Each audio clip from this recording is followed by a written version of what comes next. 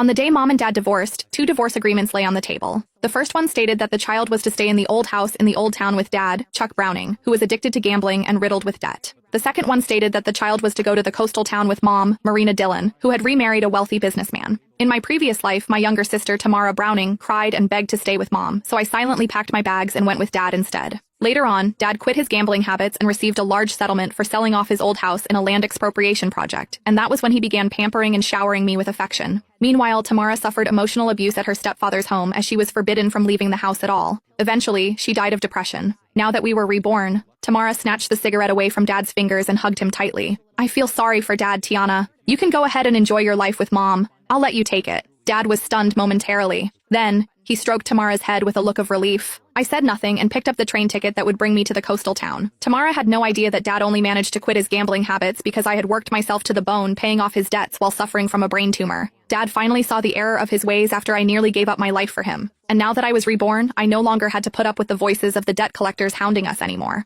All I wanted was just a good night's sleep. I picked up my worn-out suitcase. Get out of here. Go look for your gold digger of a mother instead, Dad said, waving his hand dismissively at me like I was just an annoying fly. Tamara hid behind him and made a face at me. She mouthed, "Don't come begging me for money the next time you see me." I smiled and said nothing. Instead, I turned around and walked out into the rain, flinching at the cold. I could feel the chill seeping into my bones. It wouldn't make much of a difference wherever I went anyway. I just wanted someplace quiet to spend the last of my days, getting through everything. At least I no longer needed to hear the debt collectors hounding at the door or put up with the horrible stench of cigarettes anymore. Mom's black Mercedes was parked at the entrance to an alleyway. The car windows rolled down, revealing Mom's youthful, well-maintained face. She frowned as she stared at my drenched body, a look of disgust in her eyes. "How did you end up like this? Hurry up and get it, and make sure not to dirty the interior of the car." I opened the backseat door and was just about to enter when she said, "Throw that suitcase into the back." She pointed at my suitcase and said, "That's so filthy. I don't even know what germs it's covered in." I hesitated for a moment. However, I still did as she said and put the suitcase in the trunk of the car. When I finally got back inside the car, I did my best to stay in a corner and take up as little space as possible, not daring to touch the leather seats. The air conditioning in the car had been turned on, but I still felt very cold.